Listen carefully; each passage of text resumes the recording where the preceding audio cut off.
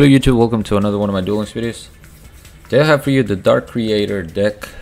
This is a 30 card deck that I was planning on using during last night's stream. I didn't know about the maintenance, so I didn't get to use it against you guys in the duel room. But we did play a little bit of the World Championship qualifiers with this last night after the maintenance, and I think this deck is very fun. Now it's nothing meta, this is just a fun deck, but it was very fun to use. Getting into the deck list, it's a 30 card deck using Grass Looks Greener. This just makes summoning the Dark Creator super easy, because you do need 5 or more dark monsters in the graveyard, and you have to control no monsters. It's very important that you remember that you have to control no monsters, because I forgot in one duel and it could have cost me, as you guys will see in the replays. Really cool thing about this card is that once per turn you can banish one dark monster from your graveyard to target one other dark monster in the graveyard and special summon it. So it's so crazy, man. The amount of boss monsters you can get out through Dark Creator is just it's pretty insane, as you guys will see. Speaking of boss monsters, we are running 6 big monsters. If you notice, there is a difference between the deck list that I have on screen and the one that I have to the side. I was using this guy, Belial, Marquise of Darkness, because I like the effect of your opponent cannot target any face-up monster you control except this card for attack or with spell and trap effects. So the effect sounds really good, but I never really went into this just because things like Invader of Darkness, Dark Magician of Chaos, and Chaos Hunter just seemed better whenever I was choosing what to summon. Also, the 2800 attack, as you can see in some of the replays, it's not too good. This deck really struggles with anything at 3000 attack or above. Basically, the only out the deck has is Snipe Hunter. And when I noticed that, I made this change. I took Belial out, and now I have Dark Horus, which I haven't used it, but I have so many level 4 dark monsters in the deck that it should work, if my opponent were to use an enemy controller or something like that. So I just wanted to try it out. I mean, I'll try it out after this, obviously. But yeah, 1 Dark Horus, 1 Demok, 2 Chaos Hunter, in case we run into Amazonis. This is good against Sylvan, this is good against Bujins. It's a good card.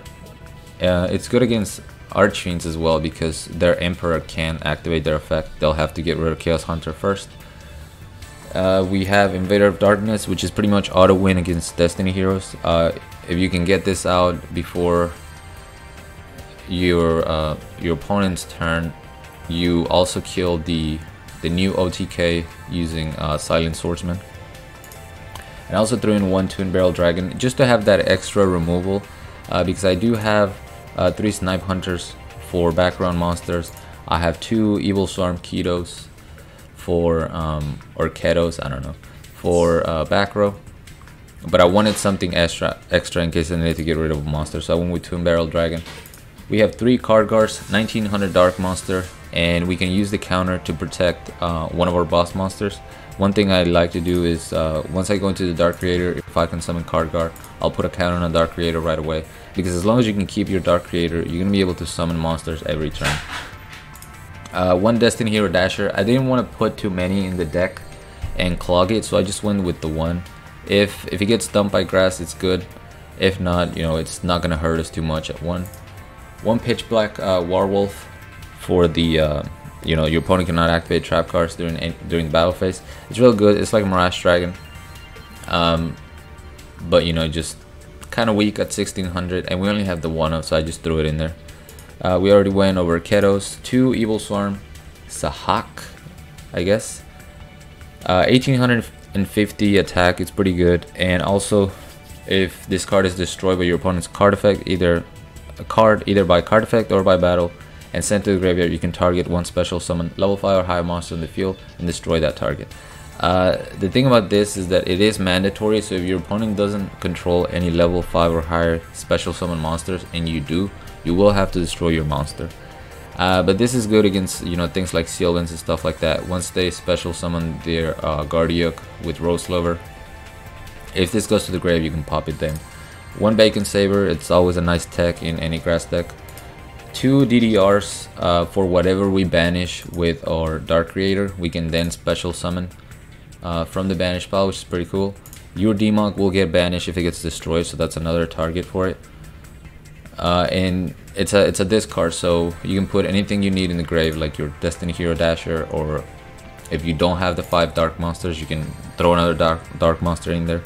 3 monster reincarnation, because this deck dies without the creator, so you really need, this deck dies in general without grass and dark creator, so that's why we're maximizing our chances of getting him, either if we mill it through the grass, or if we can then pick it up with monster reincarnation.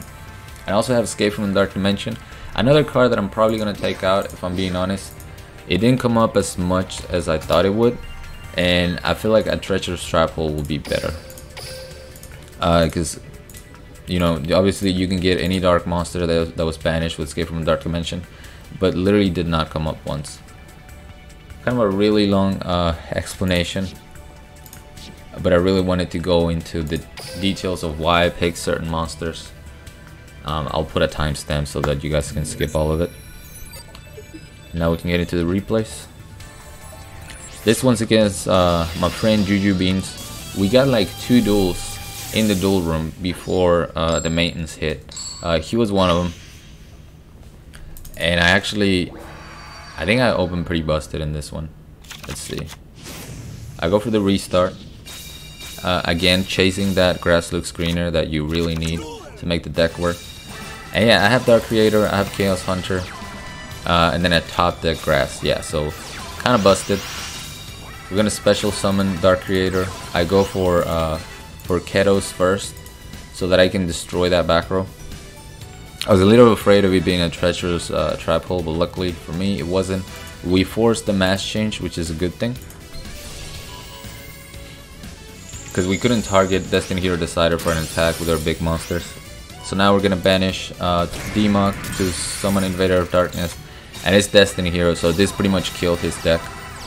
He does have Decider, which, you know, would have kept my big monsters from attacking him, but I have some other level 4s, and I believe I have a Snipe Hunter in the grave that I summon. Yep. And I just take care of the back row just in case we have some wall of these. But as you guys will see, it turns out that they were just quick play spells, another mass change, and a Forbidden Chalice. So I win the game. Like I said, once you put Invader of Darkness on a Destiny Hero player, it's pretty much, they don't have an out unless they have, you know, a Treacherous Trap Hole. This was another, I believe this was another duel from the duel room. Bakura 1-star, yeah.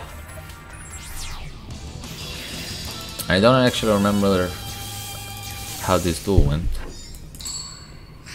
Going second, I love going second with this deck.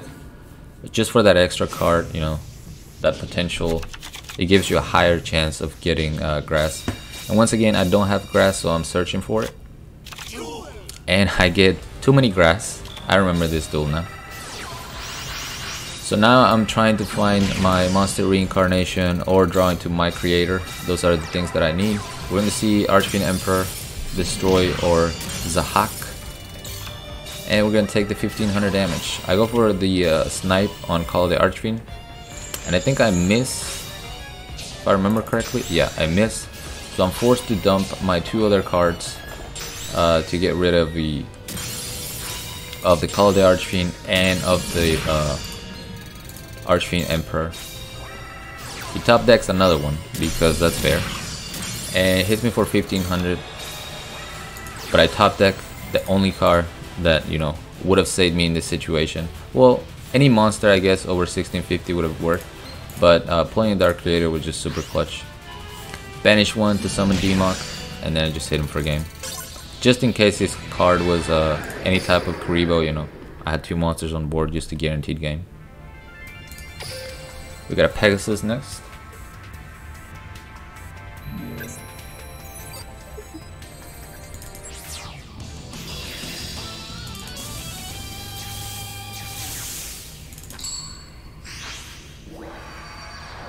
Love going second. Searching for that grass. There we go. And we're going up against another Archfiend, and this is a duel that made me realize how much the deck struggles against 3000 attack, because he kept summoning Archfiend Emperor and there was nothing I could do about it. I have the monster reincarnation so I can get my creator back. I go ahead and destroy the back row first, just in case there was like a floodgate or something. That's always a safe play. I really like how Ketos works in this deck, because I can keep bringing him back as long as I have dark monsters in the grave and just pop the back row, which is pretty nice. So I'm gonna summon my Chaos Hunter, and the thought process here is what I mentioned before. If he summons Archfiend Emperor, he's gonna have to destroy this by battle before he can banish something to get rid of my creator.